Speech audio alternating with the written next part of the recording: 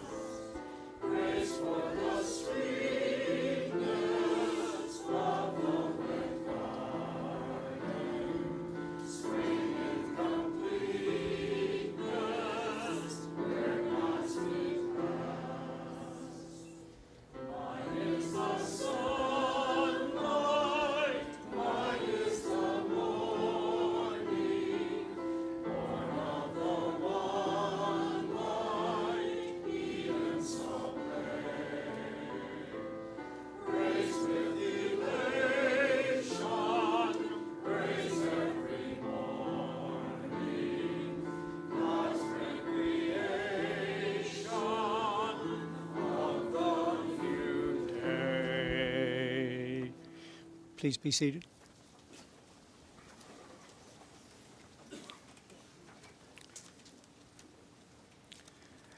As one read the obituary for Bill in yesterday's paper, the reader could sense that Bill's life was fulfilled.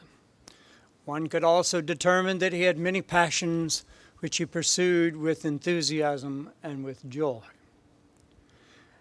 Among those passions were education, his profession of medicine and teaching, his family, spending time in the outdoors, ministering to his patients, his students, his family. I noted several remarks, or at least sentences, in that obituary. I won't read them all, but just highlight these two. He will be remembered for his kindness to all things living, whether a very sick patient or an orphaned crow. Bill loved people of all ages and backgrounds, but especially enjoyed interacting with students on campus and at the rec center until a week before his final illness. The two selections from Scripture which Madeline has chosen speak to the overall reality of God's providence under which we live. Now, it makes no difference whether you are a person who affirms that reality or doesn't. It still doesn't abrogate it or negate it. The renowned scientist and Catholic priest Pierre Teilhard de Chardin wrote these words about the meaning of providence. It's a perfectly correct view of things and strictly consonant with the gospel to regard providence across the ages as brooding over the world in ceaseless effort to spare that world its bitter wounds and to bind up its hurts. Most certainly, it is God himself who, in the course of the centuries, awakens the great benefactors of mankind and the great physicians in ways that agree with the general rhythm of progress. He it is who inspires, even among those furthest from acknowledging his existence, the quest for every means of comfort and every means of healing. Excuse me.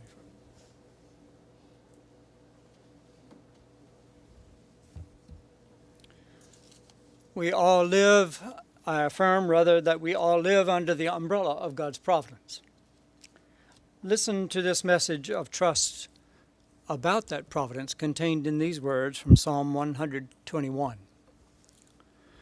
I lift up my eyes to the hills, from whence will my help come? My help comes from the Lord who made heaven and earth. He will not let your foot be moved. He who keeps you will not slumber. He who keeps Israel will neither slumber nor sleep. The Lord is your keeper. The Lord is your shade at your right hand. The sun shall not strike you by day, nor the moon by night. The Lord will keep you from all evil. He will keep your life. The Lord will keep your going out and your coming in from this time on and forevermore. The second passage is from Matthew 25, verses 31 through 40. And it speaks to the matter of justice in the world. Justice is a profound human longing. It may be hard to define and harder still to put into practice, but that fact doesn't mean human beings cease to seek it and to try to effect it into reality.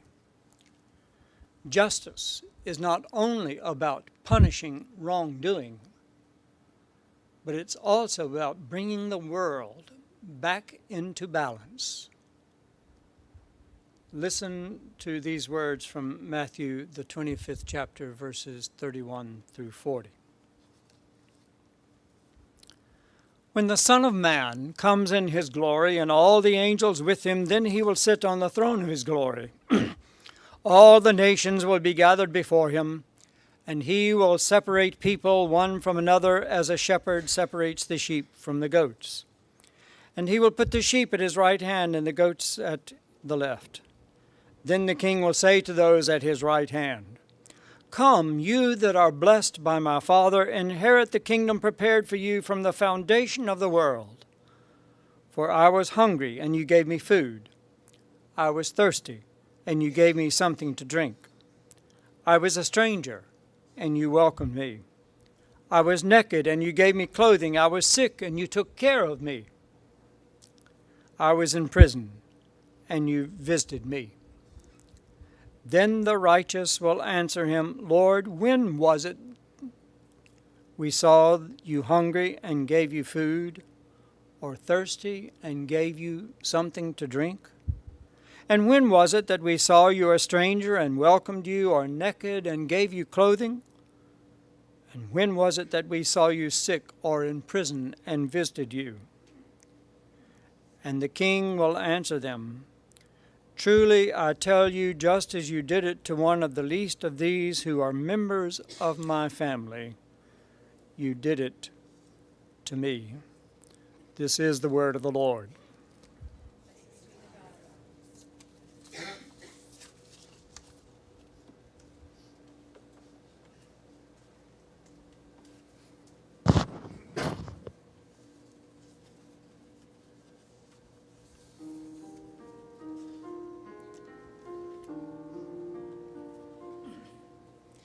God be in my head and in my understanding. God be in mine eyes and in my looking. God be in my mouth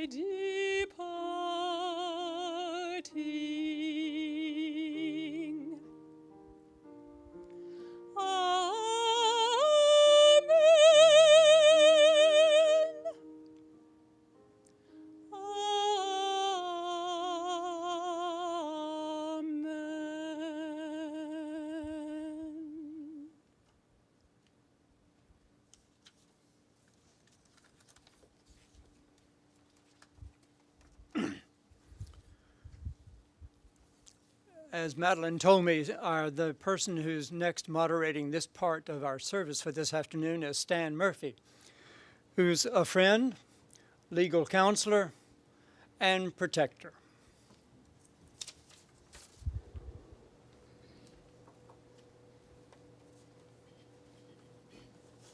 Certainly a dear friend,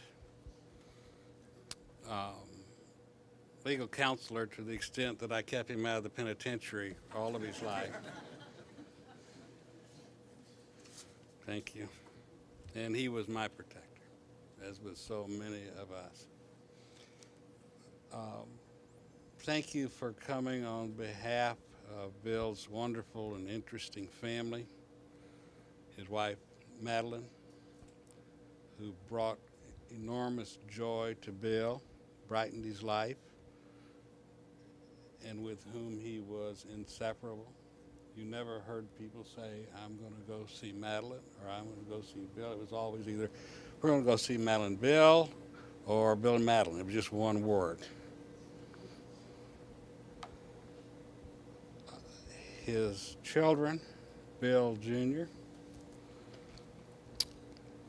Helen, and Paul. His grandchildren, Jill. Can you not hear me? Jill, Jana, Paul Phelps, his father, Tim, his niece, Dr. Sally Winternitz. I'm just going to omit the doctors during most of the, it'll just save us a lot of time. This is a remarkable family, not only these people who are here, but there's some things that you might not know and be interested in about Bill's family. Both of his parents, his mom and his dad, were physicians. His father was a very famous dean of Yale Medical School and is largely credited for reshaping much of the fundamental premises of American medical education. His maternal grandfather received the very first phone call ever made. His name was Thomas Watson. You've heard the Mr. Watson, come here, I need you. That was Bill's granddad. His sister was married to the famous writer John Cheever. So it was just a fascinating group of people. And these children and grandchildren whom he so adored have led just as interesting and accomplished lives. And I hope today you have a chance to get to know them.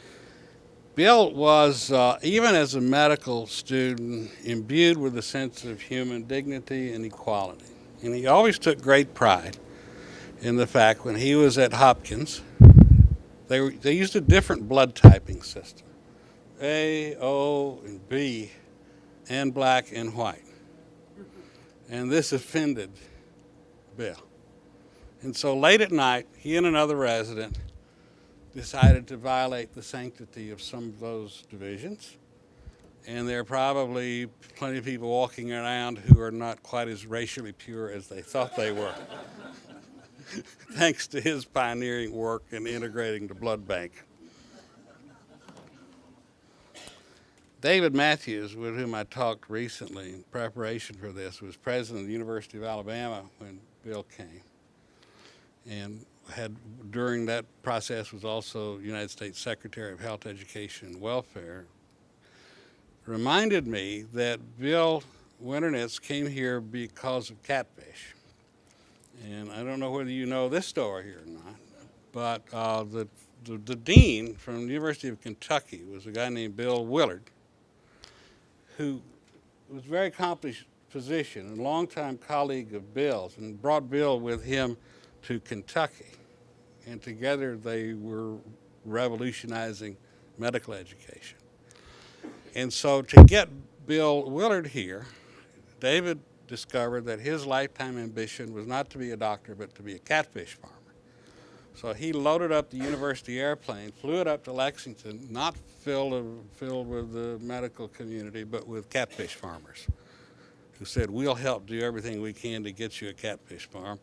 So he said, well, I'm coming, but on the condition I can bring Bill Winternitz. And so the two of them, that's how we owe our catfish industry for the fact that Bill Winternitz came.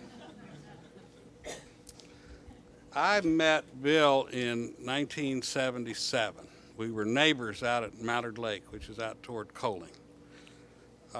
He was new on the faculty, and I was new into law practice after the HEW experience. The first Winternitz I met was Paul, the younger son, who I looked out from my back window one day, and there was this guy swimming, one end of the lake to the other. This is a long swim. I don't know whether you were swimming naked or not, but you couldn't. I could say, you know, something's different here at Mallard Lake, and it was him. The second Winternitz I met was named Tack, your younger brother, who was a Labrador Retriever, who was equally adored by Bill because he was a 100-pound black Labrador Retriever, and I had one too.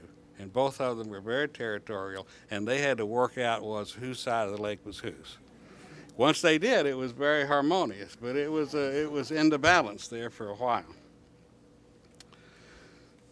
Bill was very shortly after that a client of mine, and he played a seminal role in the start of my law practice. Not by anything particularly he did other than fail to get out of the way of some kid driving out of North River Yacht Club on the wrong side of the road. So I get a call from the hospital. He's hurt, he wants to talk to you. I think this is a person with good sense, called the lawyer.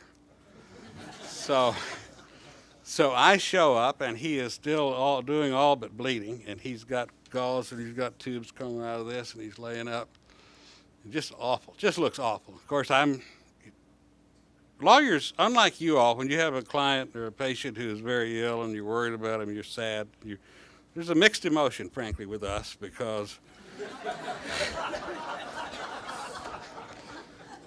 I hope it never happens to anybody, but if it does, it's good to be one of your clients. So he's laying there, and I said, "My God, are you all right?" He talked a little bit. I said, "Has anybody come to visit?" He said, "Yeah, the insurance guy came."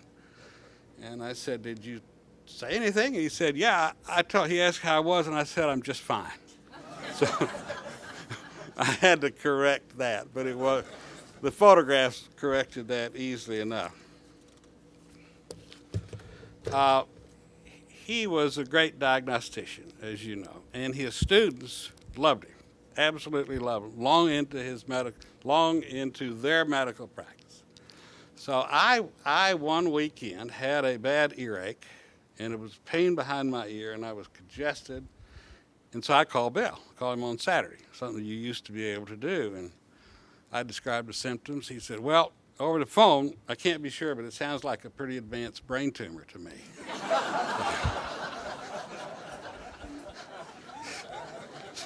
He had a way with the patients.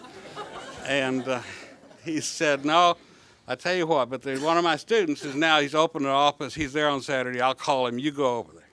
So I go, and the waiting room is full of people, and they've got compound fractures and actively squirting aortas and tuberculosis in one stage or another. But I go in, and it's like, they all move them all to the side, so I get to go in first, naturally, because it's a triage system that everybody else is in order, and then friends of Bill Winternitz get to go first. So that was all right, because my ear hurt.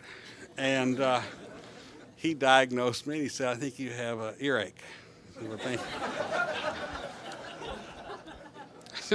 you." Is Blue Cross going to pay you for that? And he said, "I'm going to call Doctor." He gave me some medicine. It was a very good treatment. He gave me medicine. He said, "I'm going to call Dr. Winternitz because he wants to know what's wrong with you." Great. He said, "But I'm not going to tell him you got an earache." "What are you going to tell him?" He said, "I'm going to tell him you got a raging and undiagnosed thyroid condition." And, that's the kind of thing he should have diagnosed as my doctor. I said, "My God." He said, No, you don't. I'm just going to tell him." And the reason I'm going to tell him is that in medical school, I studied for a week or two on the thyroid. I had to give a report, and they called on me in front of the faculty and the students, and I gave what I thought was a beautiful report. Dr. Winternitz didn't say anything. He looked at me, and he looked up and he said, "You don't know shit about the thyroid." So I'm sorry to talk that way, but it obviously made a long-time impression on this student who loved him. Our first giver of remembrance, and that's all this is. These are a series of remembrances by those of us for whom Bill meant a great deal. And I know there's a lot more, and I'm going to tell you in a little while there's an opportunity for you to preserve those. But Harry Knopke here was a member of the faculty at the college. He was an associate dean of Bill's college. He came right at the beginning of the enterprise here, and he and Bill became friends. Harry went on to become vice president of the University of Alabama, president of Aquinas College in Grand Rapids, and is now president of an NGO specializing in clean water programs all over the world, and chair of the board of the second largest health system in Michigan. Well, Harry is of course somewhat older than I am, but we're roughly the same, and we hit that delicate age that men hit where they have to start having things done to them every year that's not very pleasant, or at least it's sort of. So can I tell this without violating HIPAA, you think? I decided that the fair thing to do would be to let Harry, and our appointments were roughly the same type, and Gay is here, she can certify to this, Bill's longstanding colleague and nurse, that why not let Bill give 2 rectal examinations instead of just the one, and put one of them in my charts, and he can keep the other one. And it would cut down unnecessary medical procedures, I thought. I thought it was a pretty clever way to reduce the expense of medicine. So you were a trooper for standing up for me, as it were, like that. I would like now for Harry to say a few words about his perspective and his experiences with Bill.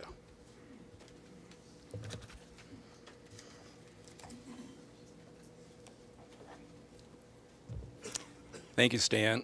We're delighted to be here, and thank you, Madeline, for inviting Sheila and me to be part of this celebration.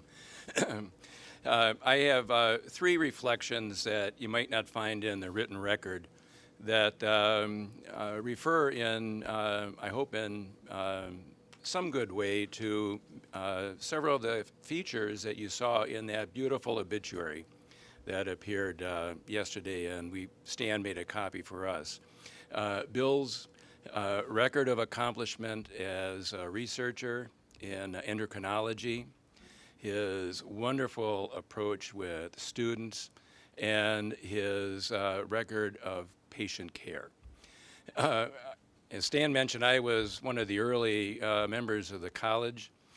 I got here just before Bill did, and Bill Willard told me about him when he was coming, and as soon as he got here, a little after he got here, I made an appointment to see him, and the faculty, or many of the faculty at that time, had offices on the 4th floor of the Russell Student Health Center.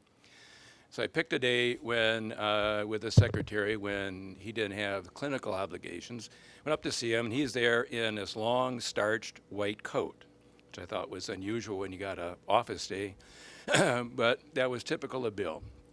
And so in order to try to develop some commonalities with him, told him where I just come from the University of Wisconsin, and had been working on a special little group that the dean had to create the first independent study program at the medical school at Wisconsin.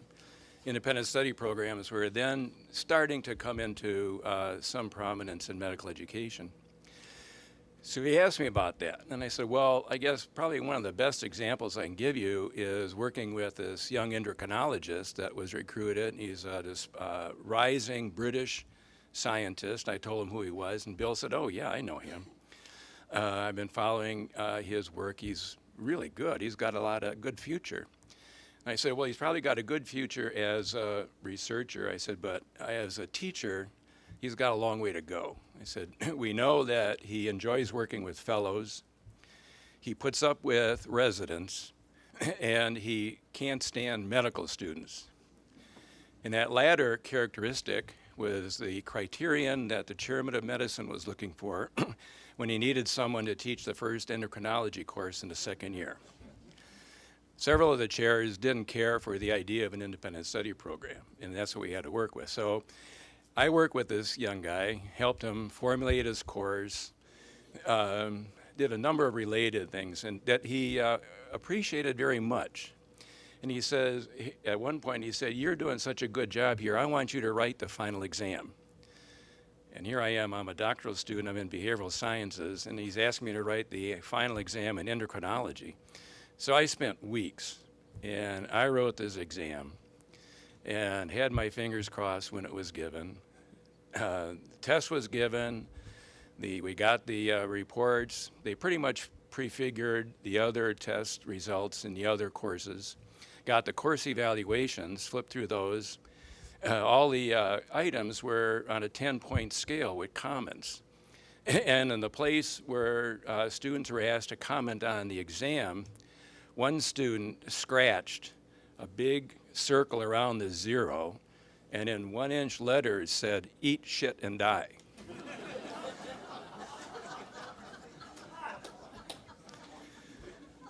So I thought, well, there's my career. I told Bill that at that point, and he paused, and his eyebrows arched up as they typically did. And in his growly laugh, he said, "Well, you did a good job." So while Bill went on to develop the department and the medical service, internal medicine service, and all the things that went with it, I was with Bill Willard on a weekly run with a couple of other people to Birmingham. We were dealing with the central administration that was charged by the Board of Trustees to develop a 3-campus medical education program. And David Matthews and Bill Willard had a vision for that here in Tuscaloosa, the program would be primary care oriented, have an emphasis on family medicine, and be focused on the community. So each of these weekly meetings, we felt like we were going through one of Stan's favorite procedures. The administration of the medical school and the health sciences at that time, they're all specialists. And they didn't care about primary care, frankly. So it was a continuing battle. At the time, and Richard will remember this, the name of the organization was WASMEP, University of Alabama System Medical Education Program. WASMEP, it just rolls off the tongue, doesn't it? And so there was meetings with groups from the dean from Huntsville, Bill Willard, and Jim Pittman, who was a dean at Birmingham. Jim was a Harvard-trained thyroid guy. And his deputy, Bill Scott, was a wonderful guy, but he was a hematologist. And all of these were specialists. We had a hard time trying to keep our perspective on track, particularly when the guys from Huntsville, all they wanted to do was be a mini UAB and didn't care about these other issues. So after one particular contentious day, we had made some inroads. And Jim Pittman reluctantly said, "Well, we can do that, I guess." He said, "Bill, if Willard was able to get Winternitz there, it can't be all bad." And later on, after Jim retired, he took a sabbatical at Harvard and went there ostensibly to write, but basically it was just to be back on home territory.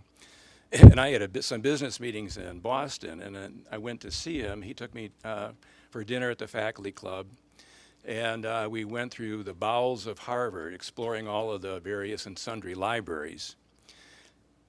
Got to the point to talk about Tuscaloosa. The first person he asked me about was Bill Winternitz. He wanted to know how Bill was doing. There's a high degree of respect there for Bill, even though politically it was a different situation. When I was at the college, we created a program called BioPrep. It was a program aimed at high school students in the rural South, aimed at developing a rigorous academic program that used medicine as a hook. we had a first cohort eventually of 100 students that came from Hale, Greene, and Tuscaloosa counties. One of the young men from Greene County came from a K-12 school, got through our program fine, got an academic scholarship to Alabama, and then went on, was accepted at the medical school at UAB. He did his clinical years here with us in Tuscaloosa. I was in the administration at Rose at that point. And during the time he was a medical student, we happened to see each other at some university event. And I said, Cedric, his name is Cedric Harris, tell me about your experience here in Tuscaloosa. Ironically, he had just finished the medicine service. And he didn't know that I knew Bill a good deal. And I said, well, tell me about that Dr. Winternitz. Is he really a mean bear? Which was the persona. And he said, no. He said, I think that's just story. He said, he's really a terrific guy. He said, I've learned so much from him since I've been here. And I really want to be able to treat my patients when I'm practicing the way I'm watching him treat his patients. Cedric is now finishing his 16th year, I think, in internal medicine in Birmingham. He's won multiple awards, one for compassionate care and one for physician or patient's choice. And interestingly, diabetes is his particular focus. In my own teaching, my last vignette, I've used in the past an article from JAMA called Compliance, Adherence, and the Therapeutic Relationship. And the article was written probably in the early 80s, Therapeutic Alliance, I'm sorry.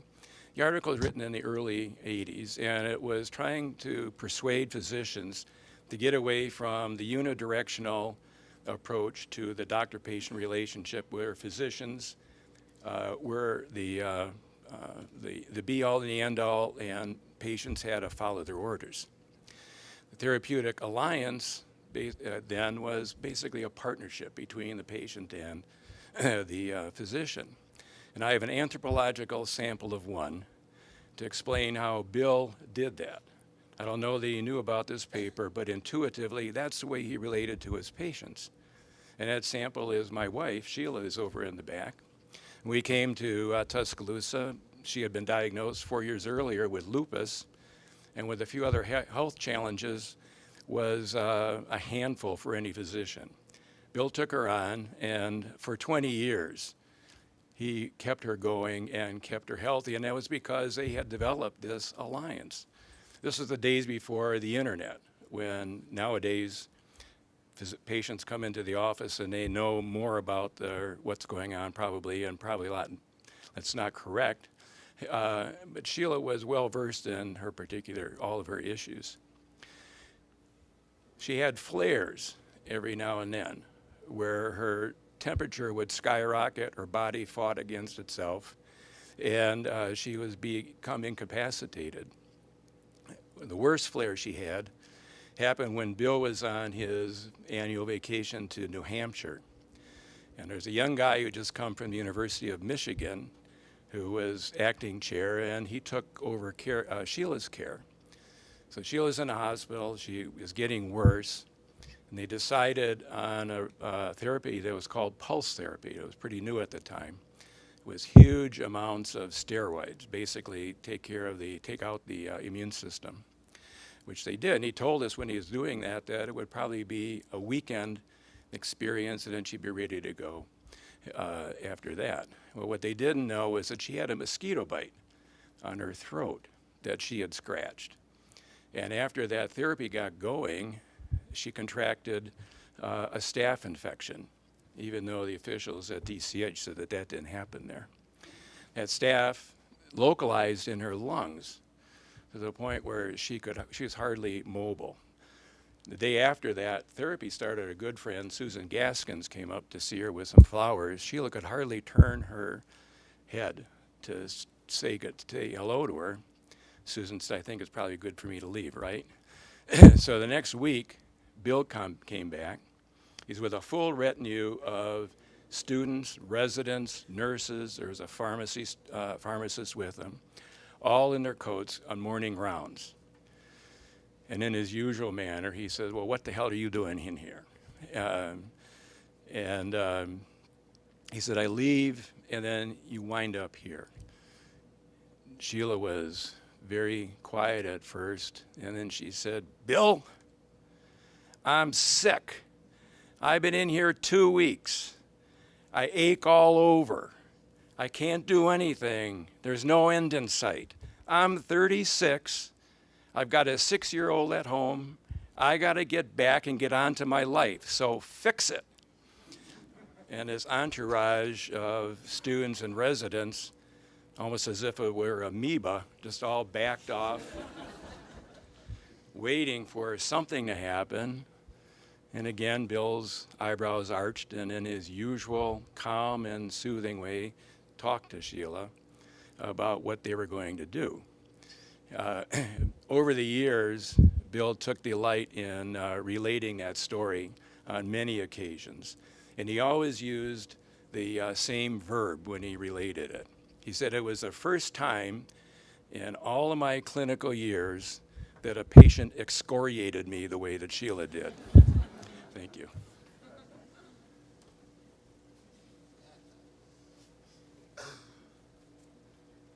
Dr. Curry was Bill's colleague and dean of the college and is going to share some of his memories. He was also a client of mine, I might say. Yes. Stan kept me out of various places, too. I appreciate that. Madeline, thank you. Thank you for asking me to be here and to make a few remarks. I really love that we're in the University Club. I love this building. I love this place. I have a lot of memories here, and of course, Bill would too. I sat under that window with David Heffelfinger for lunch at his invitation when I had just come to Pickens County on a scholarship paid back to the Public Health Service. And he just wanted to meet me and anybody who was out there practicing, he said, because this new college over here wanted to understand what it was like out there and what we needed. And I knew then, which I had had a few inklings of before, but I knew this was a different kind of place. And it was a special kind of place if they were reaching out to find that sort of thing out from me. And so that was at least a part of the beginning, but I'm going to tell you about how that extended in just a moment, especially with regard to Bill. You know, I find it impossible to think about Bill Winternitz without reflecting. I guess there are two reasons for that. One, Bill's a very complex man. It takes some reflecting. The other is that he was a very reflective person himself. He was thoughtful. I was trained by an endocrinologist. Bill was a consummate endocrinologist. Endocrinologists are thinkers. That's what they do. They're the ultimate internists, in my opinion. And he was thoughtful about what he believed, about what he said, about what he did, but above all, about how he valued, expressed, and acted out his life. That attention to how he lived arose from respect for the human person, from deep compassion born of his own losses and griefs, from the humility that is the hallmark of a fine physician and a great man. From Bill, one got the message, we're all in this together. It's going to take everything we can bring to it, and it's worth it. That was the message I received one Saturday morning just down the street at the Russell building. We've heard about Russell Hall. It was in the fall of 1981. I was half done with my chief residency in medicine at Vanderbilt, and I was on the path to a fellowship and faculty position there. But on that particular fall morning, I found myself in Bill's office exploring what relationship I might have to the Department of Medicine in the College of Community Health Sciences at the University of Alabama. I was feeling the pull to return home, to come back to Pickens County and continue the work that I had started doing there as a general internist, but I also wanted to teach. Without a solid arrangement to teach medical students and residents, I was going to stay in Nashville. Now, I didn't know that Bill was particularly desperate for people to take call, at that point. I found that out later. But it was a mutually beneficial arrangement. He was really happy to fulfill my necessary condition. I could even attend on the wards while I stayed in his guest house on the lake. It was the message that I needed. It was providential. I was coming home. I rejoined my father outside the office, walked over to Bryant-Denny, watched Alabama make short order of Ole Miss, just as Bill had just made short order of Vanderbilt. Bill supported more than my medical education, career, or my practice. A year and a half later, when my son died, he grieved with us. In another 8 years, through my wife's illness and death, a silent understanding passed between us, betrayed by misty eyes and eloquent gazes. Bill's career path was illustrious. Hopkins, Yale, University College London, Kentucky. Did somebody say Kentucky? What was that about? It was, of course, about his father's admonition to go down there and help Bill Willard, another Eli who was doing good work, starting that new school in Kentucky. Milton Winternitz's own mentor had been William Welch, as we heard, Bill's namesake. Welch was one of the legendary four horsemen of Hopkins. Welch's colleague, William Osler, once wrote that the chairs of medical school departments should have enthusiasm, that deep love of a subject, that desire to teach and extend it, and a deep personal knowledge of the branch taught, the living experience derived from experimental and practical work. This profile describes Bill Winternitz, doesn't it? It's with three manifestations of that I'd like to close. The first, Bill knew his medicine. He was an excellent clinician, much admired for his broad knowledge of internal medicine and for his mastery of endocrinology. As a consultant, he had the master's talent of taking the intensely complex and making it intelligible even to the neophyte. Secondly, he knew his patients. I called him once about a colleague's grandmother for whom I'd been asked to consult. Bill, I said, I think I found a case of plumber's disease, toxic nodular adenoma of the thyroid, toxic adenoma of the thyroid, a rare condition. I said, I think that's what I found here. And he said, is she an elderly white female whose first name begins with E? I said, well, I suppose you've already heard about this. Somebody has told you about her, because yes, she is. How did you hear about Emily? And he said, no, I haven't heard about her. It's just that I've had only 4 other cases of this, and all 4 were elderly white females whose first name began with E.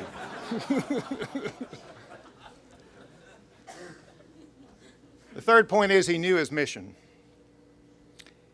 He wanted to change medicine, change Alabama, make our people healthier, make our society more just. His methods were quiet ones. He knew his first strength was to provide great clinical teaching, to raise the bar for medical practice wherever he went, and to do it especially by example. He certainly had strong opinions, sometimes strongly expressed, especially where there was hypocrisy. But he found his second great strength was in providing quiet but wise counsel to others. He was a partner to people like Bill Willard, David Matthews, Harry Nopke, and any of us that he could help as we labored together with him to build not just the college and its programs, but the fiber and future of our state and our profession. Bill Winternitz deplored flattery, and he probably would say that all the above is just too much. He doesn't get a vote on this one. He was more than my boss, more than my colleague, and even more than my friend. He embodied the best qualities of the profession of medicine and of living well. God bless him, God bless his memory, and God bless the legacy that he leaves us.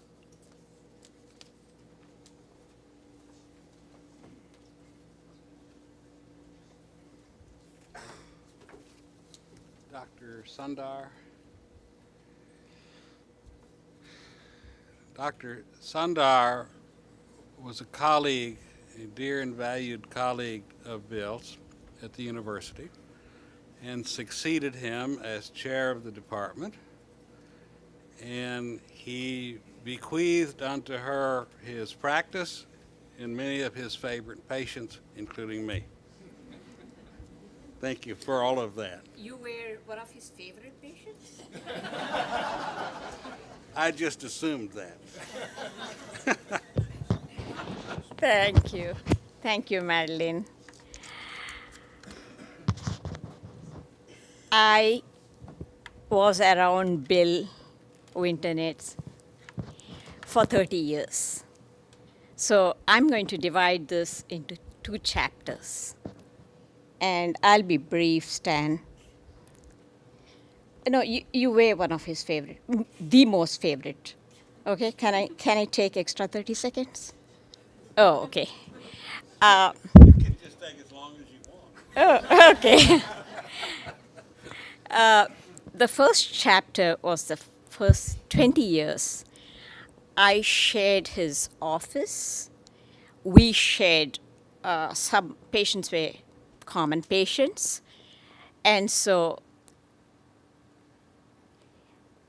between the obituary and the speakers, we all know Bill as a medical student, scholar, teacher, physician, etc., etc. So I'll skip all that. Even though I was prepared to talk about that, I think we know more than enough. So I'm going to share my experiences with Bill as a human being and how he was as a physician, a teacher, and a colleague. He was my chair to begin with, and a colleague. As a physician, he was different.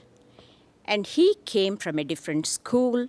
Fortunately, even though I'm not as old as he was, I still shared a lot of the training that he had, so I still understand where he was coming from. He was so thorough, you don't see that anymore. He would listen, literally listen to his patients. He would let them finish what they had to say. Literally let them finish the sentence. And when he talked to them, he was so slow, I would get so impatient. Most of you don't know me. I'm just the other side, opposite of Bill. He was so slow and deliberate. Right, Stan? And your hands are a lot smaller, too. I don't know where you're going, gosh. So anyway, he was so slow, but then I realized that's how he made the diagnosis. He was so slow and thorough.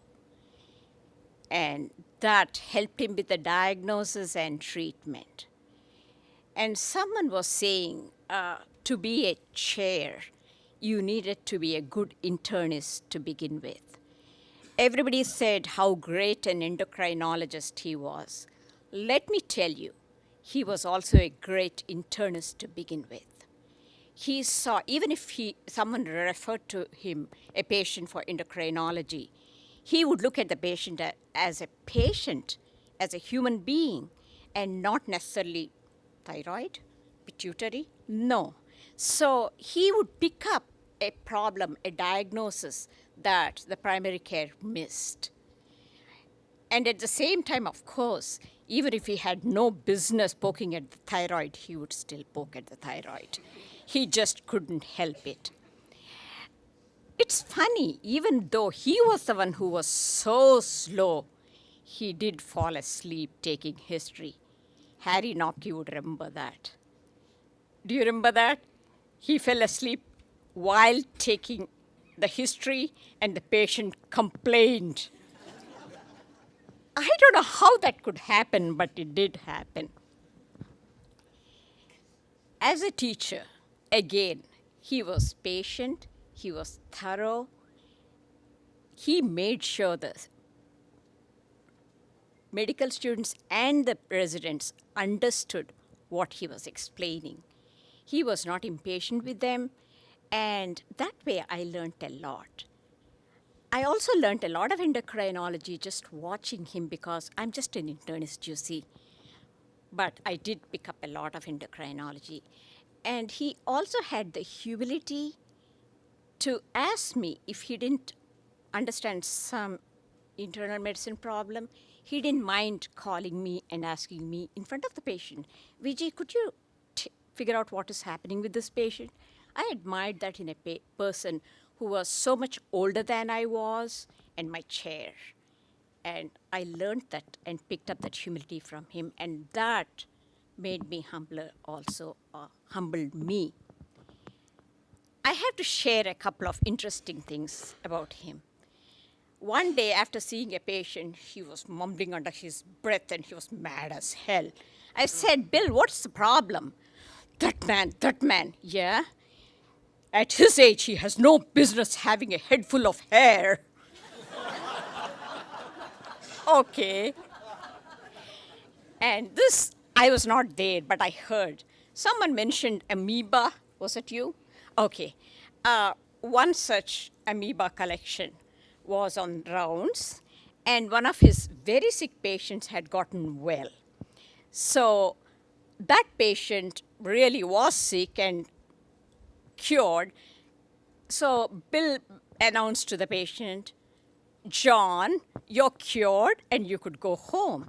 So you can imagine the entourage, and Bill Winternitz, tall but stooped, coat longer than he was, but still it stopped somewhere above his ankles. And this patient put his hands up and said, God, thank you, God. And our Bill, very humble, said, guess what? You're welcome. That's our Bill. And once, he was very mean to someone. Someone said, mean bear? Yeah. Our mean bear was mean to someone. So I said, Bill, how do you sleep at night? Can someone take a shot at what he might have said? Madeline? Come on. You haven't said a word. Harry? Anyone? Not very well. Okay, that will be the first 20 years. That's the first chapter. And the second chapter, by the way, in these 20 years, he had not aged even one day. Did you all notice that? He never aged. Probably he was born old, but he never aged. Never aged, and I hated that. Okay, the second 10 years, that's the most interesting, that Madeline and I shared a lot. I spent a deal of time with him, with Bill, the second chapter, before he got sick and even after he got sick. And I'm glad I did. I saw a different Bill altogether. The so-called, what bear? Mean bear had turned into teddy bear. The soft, empathetic, compassionate, loving bear came out. It was amazing. I think it was there all along. He was not afraid of showing his other side, softer side. And he was not afraid of complimenting others or saying sorry to anybody. And it was appropriate, apt, and it was wonderful. One day, the three of us, Madeline, Bill, and I, went to Edgar's for lunch. We had decided to order our own orders. And our orders came, and he didn't get his order. Bill was mad, and we both looked at him. Didn't you place the order? You were supposed to order for me. Oh, okay. And he was sulking, so we both gave half of our plate, got him a plate and then shared. And he was a little happier, but still sulking, and he wolfed it out. And I got up and went and got him another order. And that order came, and he ate that too. And he was happy and grinning. So he was turning into a child also. He was so loving, so compassionate. I just can't tell you. That is the true Bill Winternitz. And the other things that Birmingham was describing, and I heard a lot also, was the tough exterior that he had to put on to survive. And I understand, because trust me, I had to put on that exterior also to survive at the university. And Harry Nopke, you know what I'm talking about. And the second chapter, Bill Winternitz, the wonderful Bill, is the Winternitz that I miss the most. Thank you. Thank you, Bradley.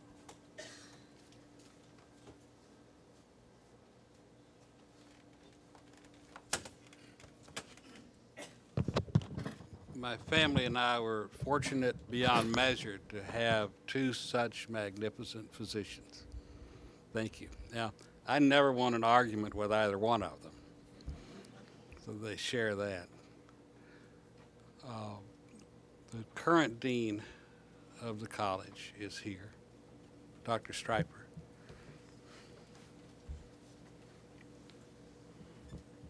Who knew Bill as a resident and then now as dean, and to whom Bill introduced me so we could talk about our mutual interest in Cuba. And rum. And rum. Thank you. And thank you very much for the honor and privilege to have the chance to speak a bit, which I do on behalf of the entire College of Community Health Sciences, which was, of course, Dr. Winternitz's professional home for the time that he was in Tuscaloosa. As you've heard, he arrived in Tuscaloosa near the beginning of the College of Community Health Sciences, brought here by Dr. Willard to be part of a early movement to train a special kind of doctor, the family doctor, in a very different type of setting from the traditional medical school. That was 1977 when he came. It was the same year that I arrived in Tuscaloosa as a 25-year-old kid, a new graduate of medical school, already confident about residency training, a bit skeptical in some ways about the somewhat eclectic nature of this faculty here, and also somewhat skeptical about the double-wide trailers out in back of the clinic where I was going to spend most of my next 3 years. Family medicine at the time was such a new discipline. It had only been born as a specialty just a few years before, that there were really no residency-trained family doctors to be faculty. Instead, the core faculty in family medicine at the time were, by and large, country docs, general practitioners, who had grandfathered to become family physicians and had come out of their general practice to try and become a faculty to train a new generation. I imagine with that type of perspective that Dr. Winternitz was really quite a catch for Dr. Willard to be successful in bringing here, with his Hopkins and Osler service background and his international and research experience as well. I can't really say what the adjustment might have been like for him in 1977 when he came, because I myself was also adjusting to a new town that was pretty different from my hometown of New Orleans. I was adjusting to being called doctor and people meaning it, and really having to make decisions about patients for the first time. But I do remember that there was a lot new to Dr. Winternitz, as there was for us as interns. It was that intern class, mostly from the Deep South and from Alabama, all really adjusting to something of great new individual significance for us, that had a type of connection, I think, with him because he also was new. I remember, for example, helping him understand some of the dialect and some of the accents and some of the terms that people use down here that were new to him. And as he helped us in turn and nudged us in our decision making and our confidence as doctors. I also remember rounds could be very long, and he wore comfortable shoes. In fact, I think they were what we used to call hush puppies way back when. There are many reasons that we remember our faculty. Sometimes we remember them because, frankly, they were not kind to us or because they embarrassed or humiliated us, that never being the case for Dr. Winternitz. We remember others because they're quirky. We may remember some because they were encyclopedic and we strived or aspired to be somewhat like them. We also may remember teachers who were able to pull something out of an encounter and make it an incredible teachable moment. But perhaps most importantly, as physicians, I think that there are teachers that we remember because of their values, how they would put those values into play, how they spoke with others, how they showed respect, how they'd sit at the bedside rather than standing, hovering over a patient, how they tolerated the expression of emotion, how they valued human individuality and supported and comforted others, perhaps with a simple touch. The famed physician and essayist Lewis Thomas captured a lot of what you've heard about Dr. Winternitz in an essay that he wrote in 1983. He said, "The close-up, reassuring, warm touch of a physician, the comfort and concern, the long, leisurely discussions in which everything, including the dog, can be worked into the conversation, these are disappearing from the practice of medicine, and this may turn out to be too great a loss for the doctor as well as for the patient.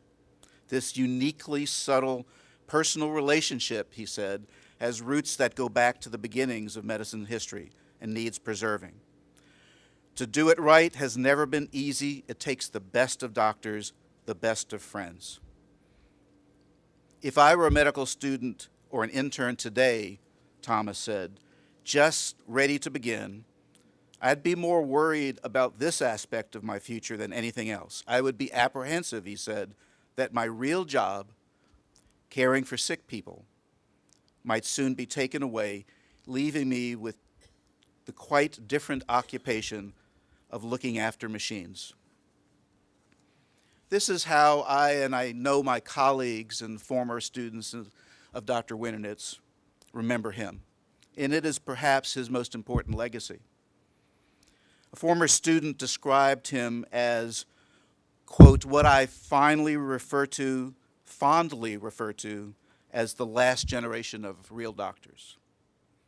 A faculty colleague remarked about Dr. Winternitz's impressive academic achievements, particularly in the first part of his career in Kentucky, when he published over 40 research articles. But, as this colleague said, while so many academicians spend their careers focused on CV-worthy goals, Bill kept his focus where it should be. I asked him, he said, what was his most memorable and significant achievement? Expecting something reflecting back over his impressive CV, a publication, an award, an honor of some type, I was taken aback when he, without hesitation, offered the answer. He said, my relationship with my patients. A member of the college staff, way back in the early days of the college, remembered when Dr. Winternitz came to Tuscaloosa. And remember that way back then, roles were much more traditional than they are today. She said, he was an unusual man in that he treated me, a member of the secretarial staff, as an equal. He had many discussions over the years covering many subjects. I will always think of him as a unique man who did not look down upon someone with a lesser job than his, but made that person feel he really cared about him. And above all, he was a doctor for all people. Now, as you've heard, he had his interests and he had some eccentricities. As an endocrinologist, he was somewhat forced into being a generalist because of the nature of our college, but he loved endocrinology and he could talk about it and go on about it. One graduate of the residency wrote me that for several years after I graduated, I would call him about endocrine cases that I needed advice on, and he was always glad to help. Another noted a perhaps more interesting and maybe memorable angle to the endocrinologist, Winternitz. This alumnus wrote saying, "I always remember being asked as a medical student by Dr. Winternitz whether we had examined the testicles.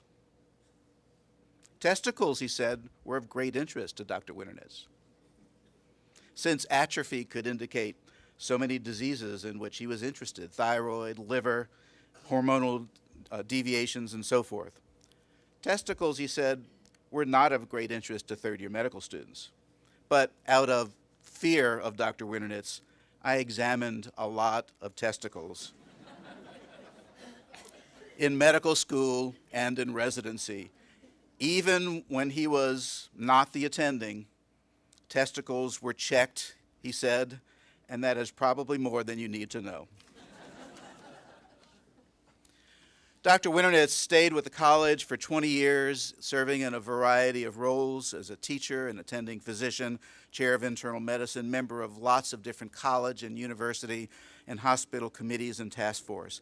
Even after stepping down as the chair of internal medicine, he took up a new role as the director of medical student education. His effectiveness as a teacher was recognized by learners in the college on numerous occasions. He was named outstanding teacher by the medical students. He was acknowledged by the residents as a recipient of the Golden Stethoscope, and to my knowledge, he never received the Silver Shovel, which was subsequently banned by some administrator. We can say why later.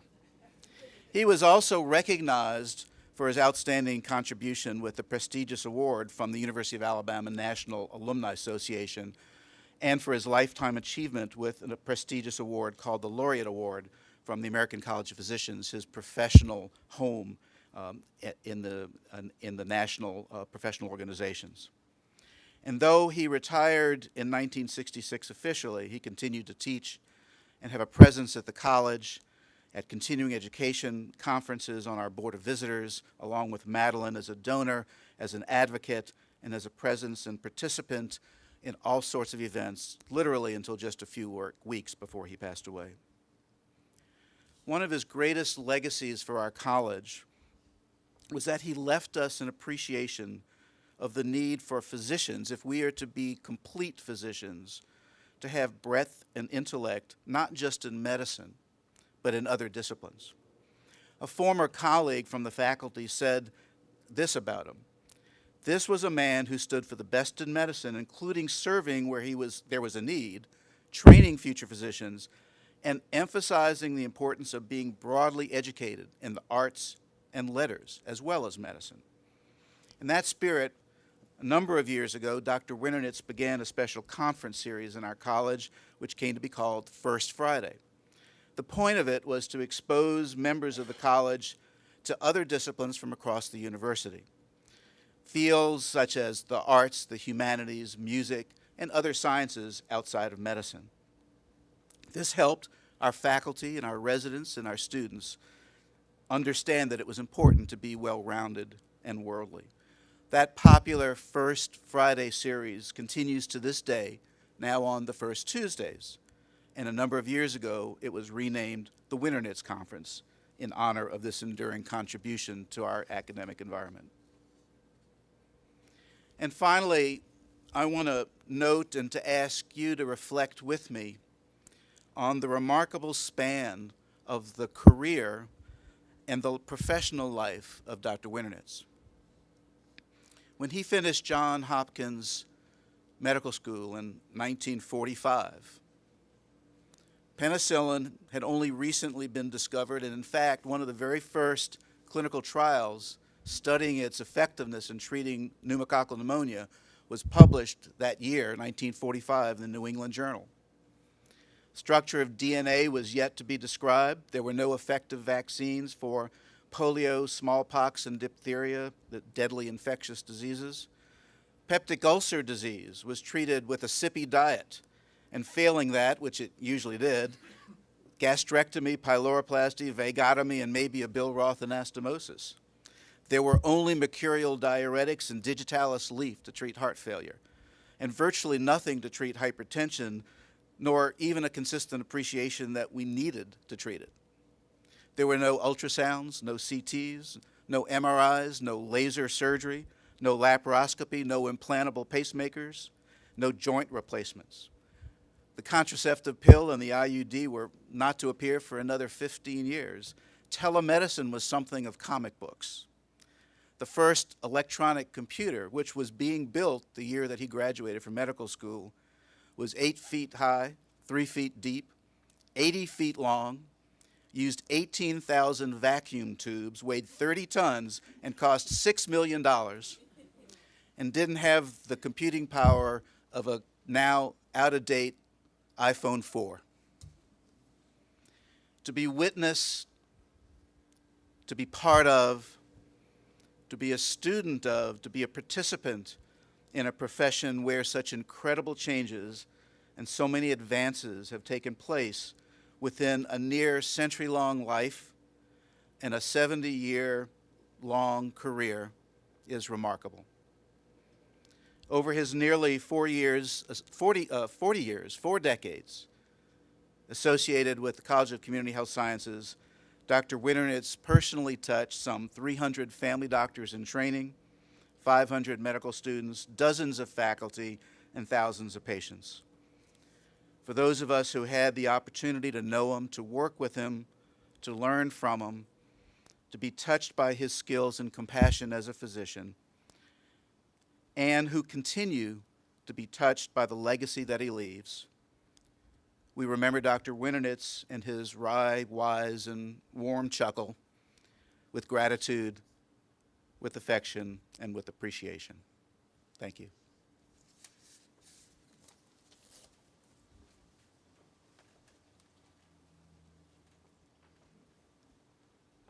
Thank you, Dean. I just thought that was the way he told Harry and me apart.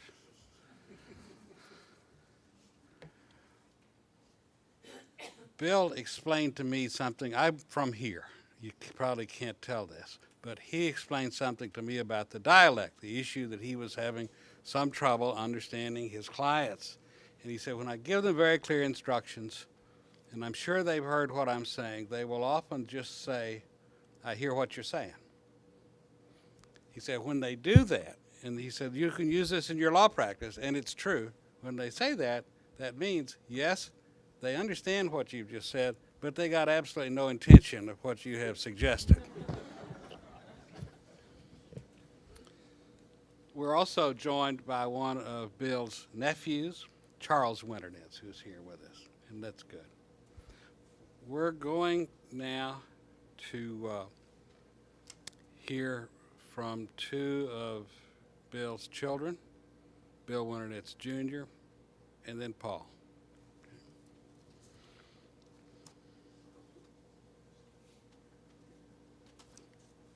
In whichever order you all would like to go. It's fine, I'll do it, it's okay. Understand.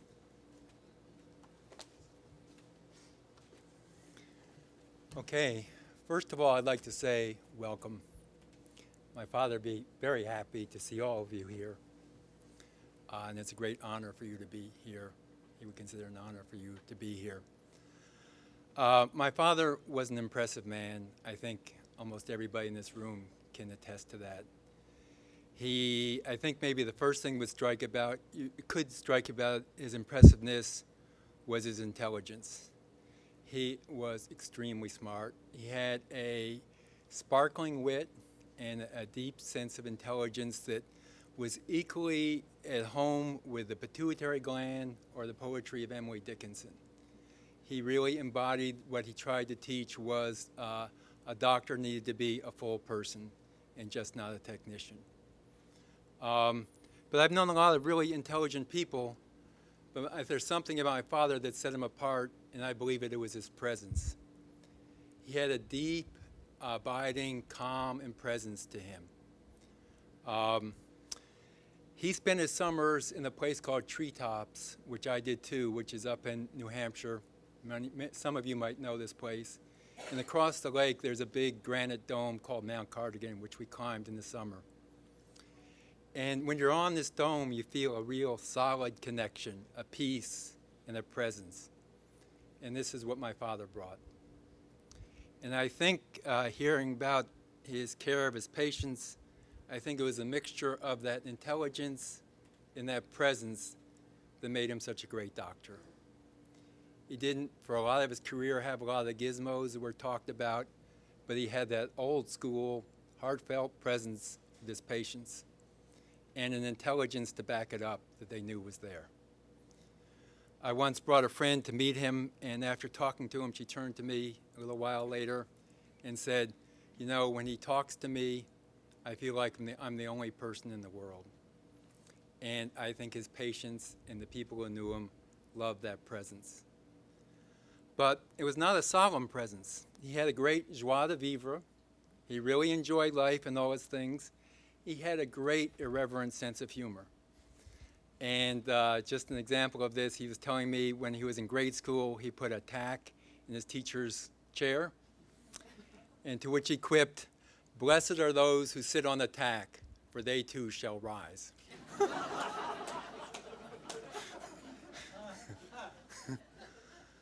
My father, I don't think I ever saw him as happy as when he was in nature. That presence he felt, that you felt with him, he felt most at home in nature. And if he hadn't gone into medicine, he probably would have been a farmer. And I loved to be with him in nature. It was a wonderful time to be with him. He was away from his duties in the hospital, and he could be there as a father.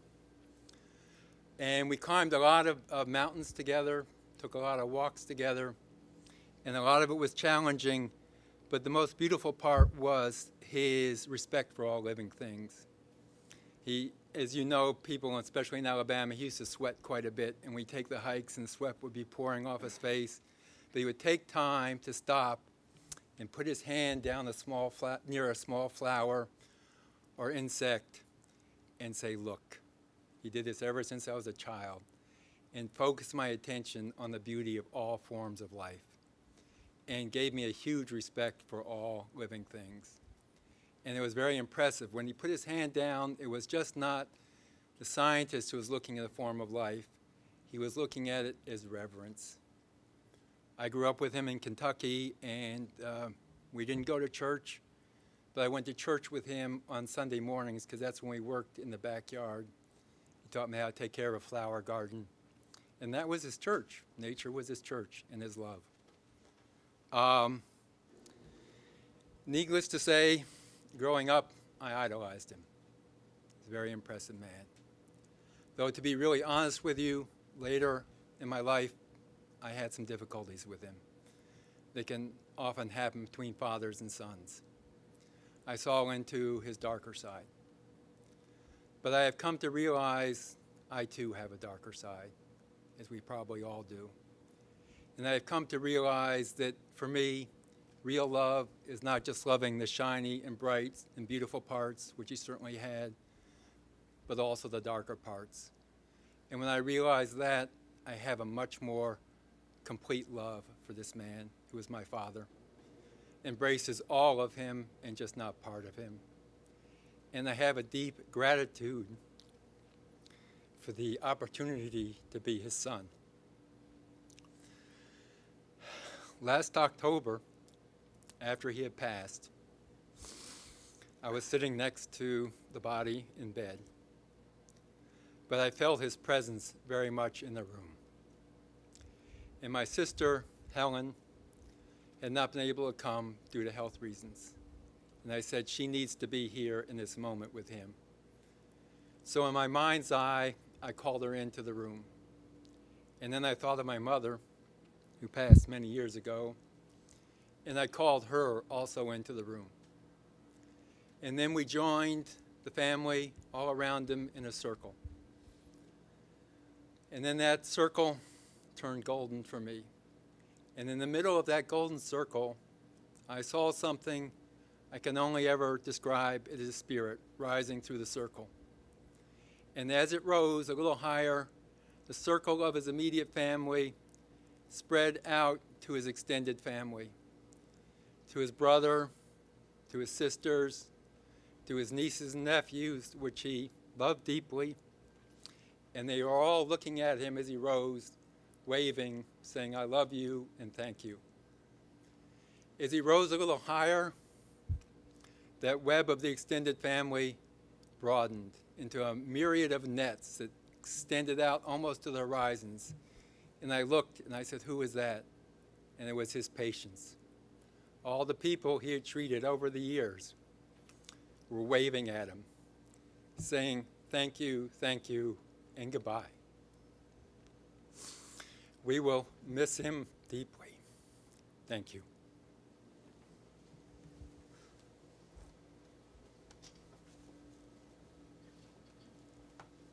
Bill Winternitz, Jr.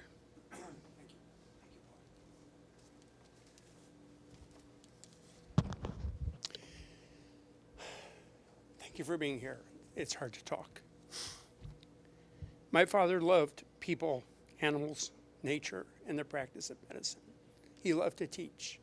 He taught me, and I was in awe of him. I was very, very proud when I was named the Teacher of the Year at University of California, Davis, and by Sutter Health for teaching family practice, fellows in sports medicine, orthopedic surgery. He was proud of me. He didn't think much of surgeons because he didn't think they were very smart. It was third year of medical school. I was in Kentucky, and we were standing out at the farm they had, looking at the bluegrass in the spring, and he said, "So Bill, have you decided what you're going into?" And I said, "Yes, and it's into surgery, into orthopedics, Dad." He didn't say anything for a minute, nothing, didn't even look at me. Then he turned around and looked at me with his intent eyes and said, "Bill, are you going to be a physician also?"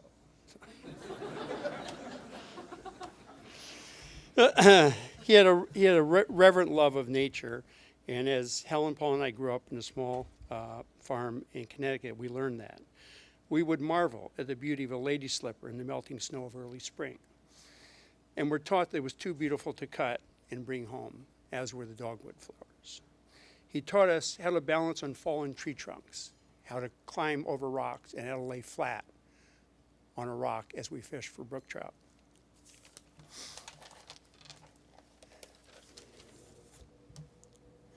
Our family would stop at any winding road around our home in Connecticut and pick up injured box or wood turtles, take them home, and bring them back and release them. He taught us to love our snake, Alice Blue Eyes, who was a blue racer. In New Hampshire, he taught us the value of hard work and the pursuit of fun. We'd wake early, scrape and paint a house, fix a faucet, or cut and clear brush as we ate wild blueberries. After lunch, we would hike the neighboring mountains, canoe, sail, fish, or do whatever he was teaching us about Newfound Lake. On mountain days, which were rare, they were clear and crisp, something you don't see that often in the summer in New Hampshire. He would take us climbing and teach in the mountains around Franconia Notch. We knew them by name: Liberty, Lincoln, and Lafayette. And then to Mount Washington that we climbed with him, to the east and to the north, in the Kankamangas Wilderness. We'd come home to a dinner on the porch of Apple, and led by his love and wit, and would be led by his love and wit for hours. He would talk of climbing as a college student at Dartmouth on a frigid January day, the side of Mount Washington, and then skiing on ancient wooden skis over the cornice, no idea what was below him, and then down into Tuckerman's Ravine. An incredible athletic accomplishment.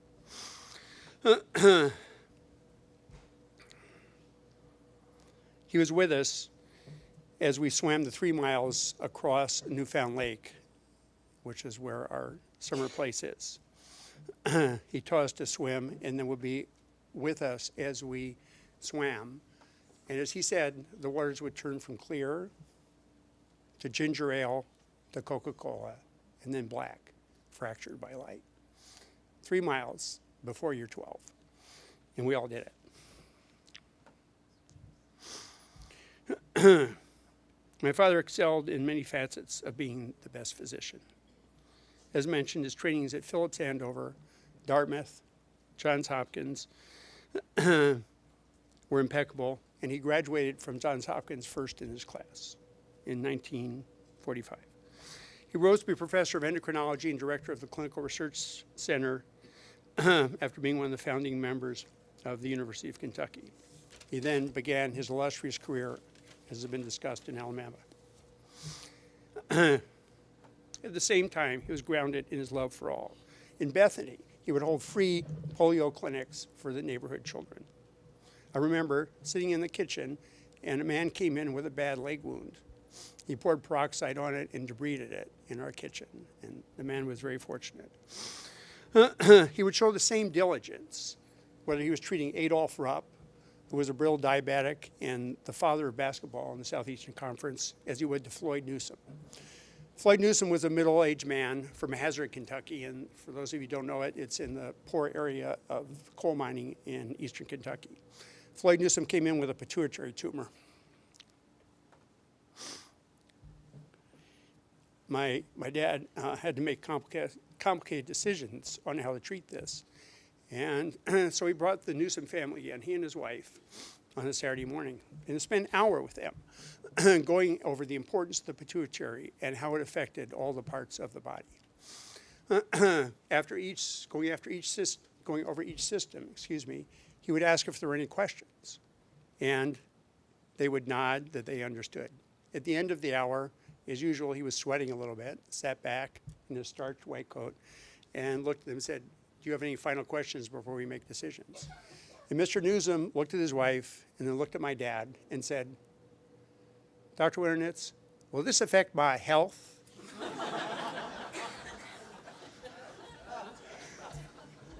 His intelligence bordered on that being of a genius. He excelled in academics. He was the Google of any gathering of people well before Google was born. He could discuss the poetry of Robert Frost, as well as the works of Blake and Dickinson. At the same time, he could discuss the history of Eastern Europe for the past 1,000 years, or the rise and fall of the Roman Empire. And if he wanted to show off, he would do it in Latin or French. I learned from him, was in awe of him, and loved him. I will close with his favorite poem from Robert Frost. The road not taken. Two roads diverged in the yellow wood, and sorry I could not travel both and be one traveler. Long as I stood and looked down one as far as I could to where it bent into the undergrowth, then took the other as just as fair, and braving perhaps the better claim because it was grassy and wanted wear. Though as for the passing there had warned them really about the same, and both that morning equally lay in leaves, no step had trodden black. Oh, I kept the first for another day, yet knowing how way leads to way, I doubted I would ever come back. I should be telling this with a sigh, somewhere ages and hence. Two roads diverged in a wood, and I took the one less traveled by, and that has made all the difference. Thank you. And so I want to tell you and remind you that after we're done here, which will be just a second, out that door and to the right, our dear friend Bill Field is going to have a camera set up and take statements, because I'm sure that we have, over the course of what people have said, you've had a million memories yourself. And this would be it would be a great opportunity to share those, to record them, and so that the family will have something in the future to hear your own individual story, which may be even more remarkable than what you heard today. So please take advantage of that. There's also a reception, and Madeline and the kids would like very much for you to go there, right outside this door, and to be able to talk with you individually.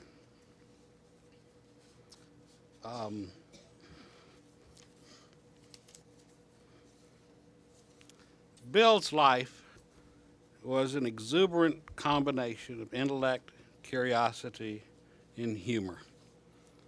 He had an abiding commitment to our individual welfare and to the betterment of humanity. And that's why we all loved him. Thank you. Reverend.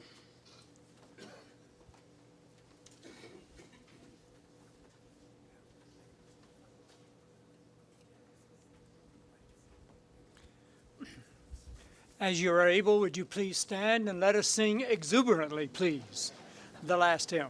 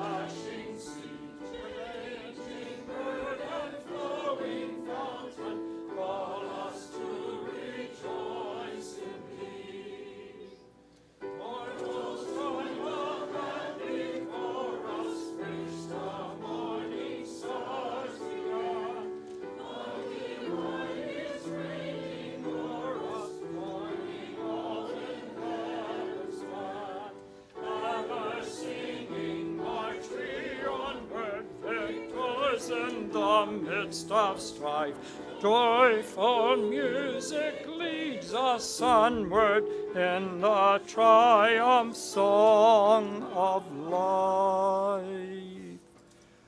Let us pray. Holy God, by your creative power you gave us life, and in your redeeming love you've given us new life in Christ. We commend Bill Winternitz to your merciful care. In the faith of our Lord, who died and rose again to save us, and who now lives and reigns with you in the Holy Spirit, one God, now and forever. Rest eternal grant him, O God, and let light perpetual shine upon him. Amen.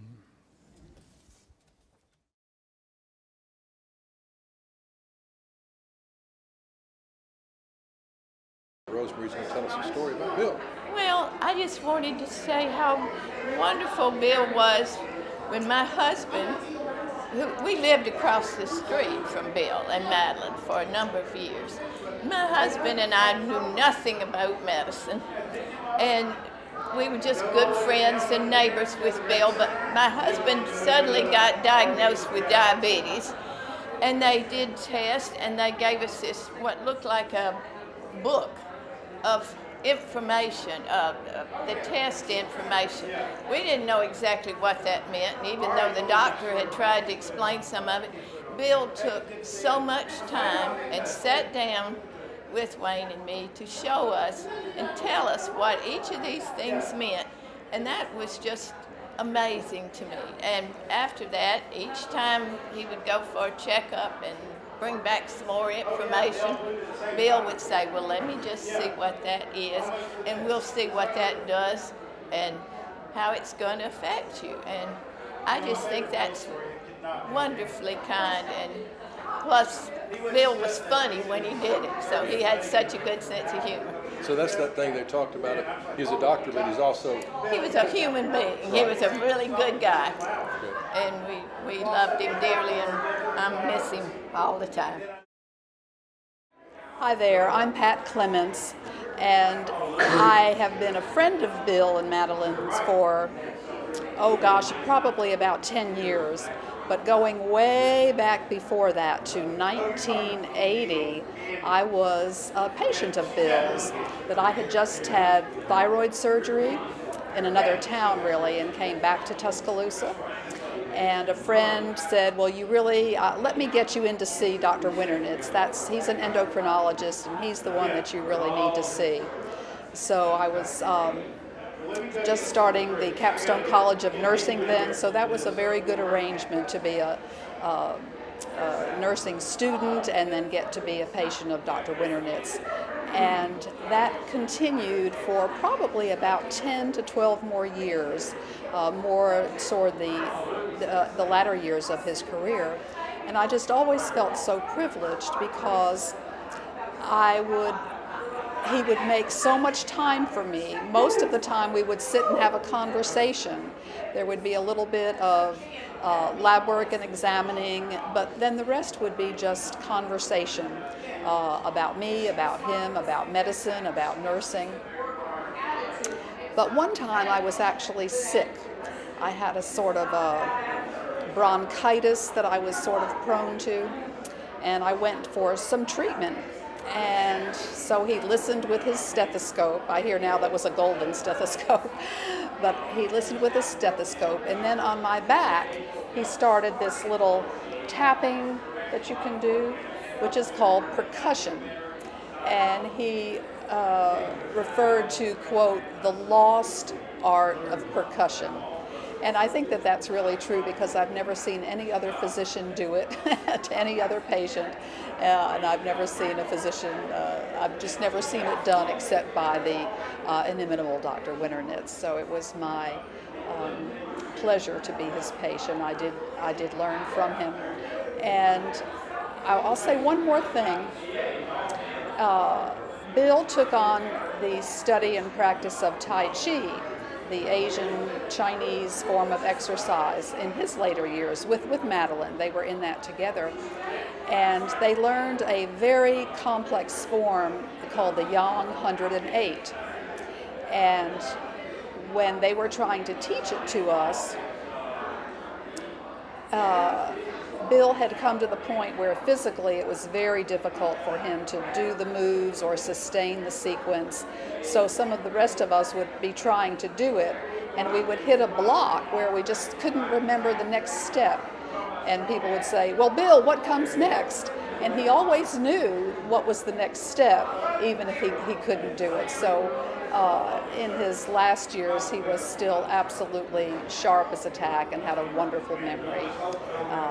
And it was just great fun to have him in our Tai Chi class.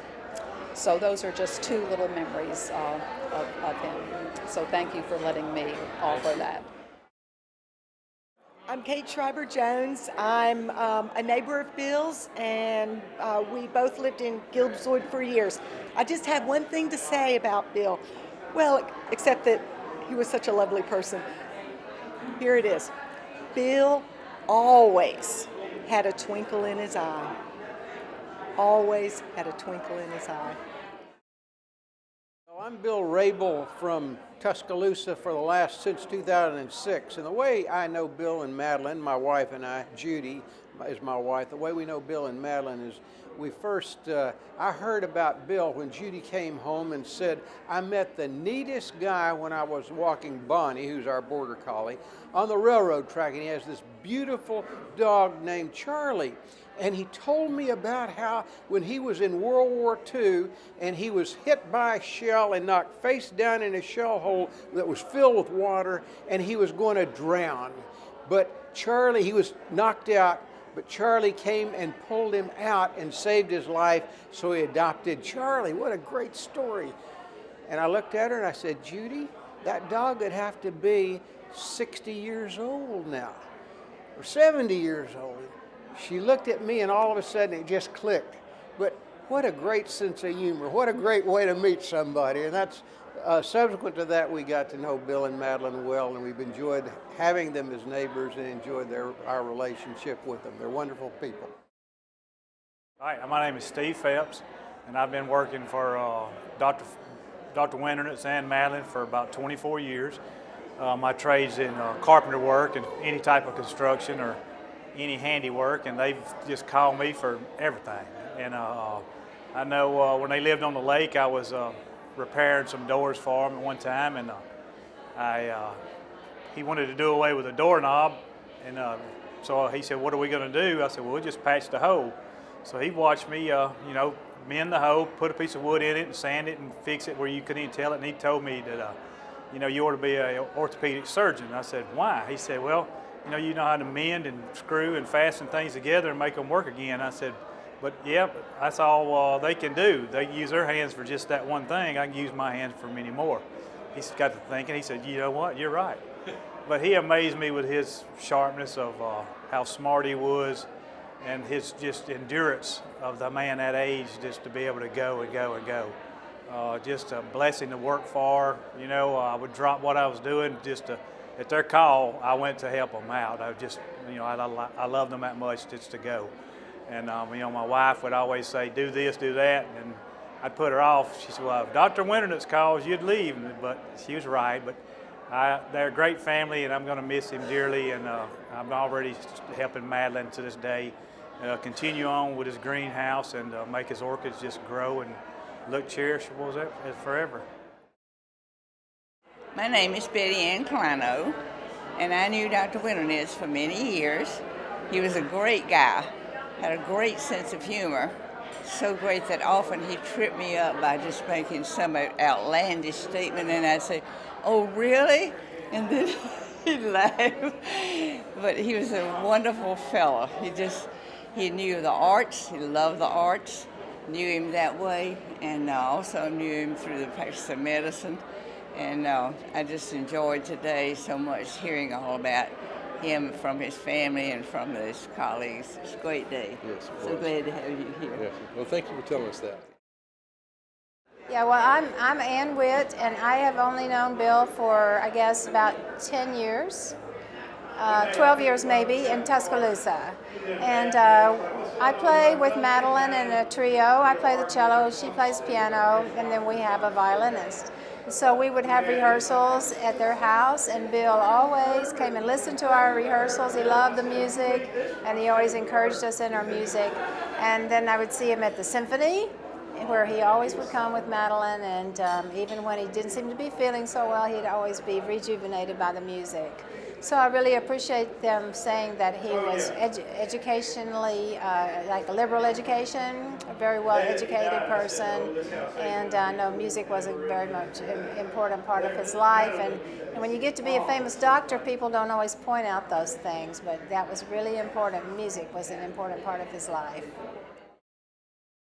My name is Paul Phelps. I'm Bill's grandson. And some of my fondest memories, best memories, were when I was a kid. I would spend a few weeks every summer down here in Tuscaloosa with Bill and Madeline, with my grandparents. And they were just great weeks. But one of the strongest memories from that is I'd come home from playing with my friends or whatever. I'd come home to the house, and Bill would take me down to his greenhouse, and you could see he'd show me all his orchids, and he had hundreds of orchids, and they were all different, and they were all so beautiful, and there was so much care needed to grow each of these orchids. And just seeing the greenhouse full of them, I never got to see him as a doctor, or heard stories about his relationship with his patients, but seeing the care and love he put into his orchids and seeing the beauty that came from that, it's just such a great memory of him, and it's something I still look back on. So I'm Helly Tomford. I'm Bill Tomford. Sometimes known just as Tomford. And sometimes known as Helgard. So we knew Bill for a really long time. And after today's service and the mention of how he felt about surgeons, I have to share the story that when he first met Tomford in 1970, he told me afterwards that he didn't think very highly of surgeons, but he thought maybe this guy would be okay. And likewise, my wife was part of the Winternitz family for many years. She's a wonderful cook, and they all relish her meals. So we've known the Winternitzes mainly through New Hampshire, but we've also visited here in Tuscaloosa. I've known Bill Jr. for a long time, Paul, of course, and so we relish the moments we've spent with the family and have thoroughly enjoyed every. And Uncle Bill has known both of our children since they were born. Right. And also played a special role in our pet lives, i.e., we were given a gift of a dog, a black lab, of course, from a litter from Lexington, Kentucky many years ago. The best dog we ever owned. That's right. I'm here, obviously, due to my father in many ways. He's also shaped my life. I can start when we grew up in Connecticut and Bethany. Those first 5 years were absolutely perfect. My mother was still healthy and alive. My father was a great father, and the family was a beautiful thing. Later, my mom was diagnosed with cancer, and I think and eventually passed 5 years later. And that changed that perfect story, beginning of the start of the story. And it took all of us in many different paths in this life. But the beauty of it is many, many years later, what I feel has happened is all those paths have rejoined. Obviously, my mom is not here, but she's here in spirit. And I feel that we've all rejoined, and my father's is also here in spirit, but we've rejoined him in that perfect feeling we had as a family when I was quite young. I mean, it's not to say anything about that Madeline hasn't been a beautiful part of our family as well, but the trauma of losing a mom and a wife set our family on a different course. It took a lot of courage and a lot of work of all of us to bring it back to that beautiful sense. And we have Madeline in the family too, and it's been not the easiest journey. My father's been there through the whole time. It's been a beautiful journey, and through this, I've learned to love my father in deeper and deeper ways that I never knew possible. So thank you. My name is Jana Winternitz, and Grandpa Bill was my grandfather. And I'm Jana's sister, Jill Winternitz. And actually, I'm just having this memory of Treetops, which is the summer house that's been in our family for almost 100 years, actually, nearing on 100 years. And we have these famous big family dinners that we all sort of like pitch in and cook. And one of the main features of these family dinners is corn. Yeah, corn on the cob, and it's from Walker's. And even if it's not the main course, it's the main course. It's sort of what everyone's been waiting for all day. There's like a big Winternitz obsession with corn, and even the dogs like it. Yeah. And Grandpa Bill was famous for how much corn he could put away. He could eat so many ears of corn, and it was a bit of a competition, like who could eat the most corn, and he would win always. And I remember I think this past summer he was saying that he said he ate like over 10 ears of corn once, and it was like this huge like badge of honor, like how much sort of corn you could eat. And he just had such a great sense of humor about that. And I don't know, I'll never forget those amazing dinners where he was always at the head of the table, always with lots of great stories, chomping away at his corn. And actually, tangential to the corn, the shucking of the corn, the preparation of the meal, Apple is the big kind of house where we do the cooking and the family meals at Treetops. And we'd all sit on the staircase just outside the veranda and shuck the corn together. And that was kind of equally as exciting as eating it. Yeah. The process. So. Yeah. And then another thing is they'd always, Grandma Madeline and Grandpa Bill would always stay at the stone house, which is like the big, beautiful house down the hill that's made of stones, obviously. Yeah. But they rolled the stones over themselves. I remember he used to tell us. They built it themselves. To make it. And we'd always go down and visit them and just be sort of in awe of all these stories, and they'd have all these amazing books and pictures, and there was so much history that came out about our family. And it's like, two girls from California going to New Hampshire and learning from Grandpa Bill about sort of the legacy of our family, and he was such an amazing custodian of that and sharing with us and educating a wonderful us. Storyteller. Yeah, we're both in the arts and in film and theater, and I see it in our family how everybody just loves to share stories and tell stories, and it's really good and at it. people are quite dramatic in our family as well, whether they're in medicine or other. It's kind of medicine or other in the family. So but we all have a bit of both. Yeah, but I think I get the love of people from him as well. I see that even just today, hearing how he connected with his patients. I feel like when I'm on set, and the reason why I love film is because you can touch people. Yeah, and learn about other people and become, kind of expand, just beyond who you are and what your life is. And I think that he found that in medicine, and it's a very similar thing actually in teaching, in film. So that was kind of cool today to see his community, and because we know him very personally from a familial standpoint, but to see all the people that he touched in the community and to have that as a legacy, that it's such an honor to feel like we can continue that. And, yeah.